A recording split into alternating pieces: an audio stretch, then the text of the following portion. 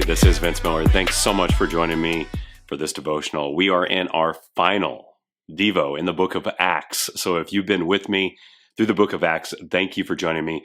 We've gotten to know some really great history of the early church and a man named Paul who basically single-handedly transformed the Roman Empire with the message of Jesus Christ.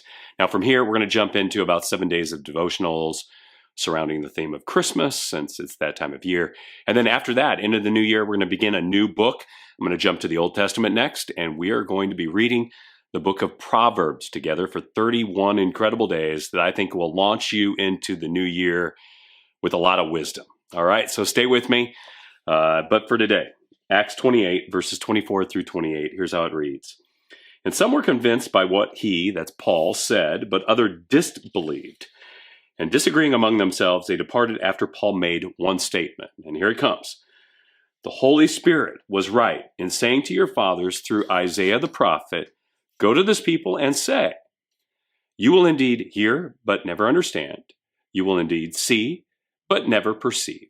For this people's heart has grown dull, and with their ears they can barely hear, and their eyes they have closed, lest they should see with their eyes and hear with their ears and understand with their heart, and turn, and I would heal them. Therefore, let it be known to you that the salvation of God has been sent to the Gentiles. They will listen. So right at this point, Paul is finally in Rome. And at the time, this was the greatest city in all of the Roman world.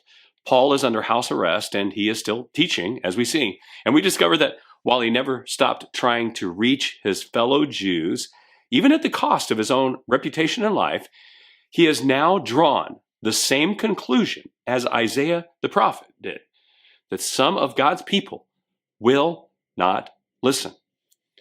You know, as we close off this remarkable book, I pray that you will take some great learnings from it. But this last lesson is so critical. It's this. You got to keep listening to God. You know, we men are prone to becoming unreceptive, aren't we? Unreceptive to people, unreceptive to change, unreceptive to truth. And we'll put up these like safeguards to keep us from these people and these changes and these truths, primarily because we prefer our own way over someone else's. But sometimes our ways keep us from knowing the way and the truth. And this is what Paul wanted Jews to know.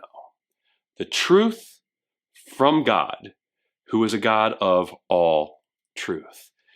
But then there came a day that he realized the prophecy of Isaiah, that God's people, the Jews, had become unreceptive to hearing the truth. Therefore, salvation would be sent to those who would listen and believe.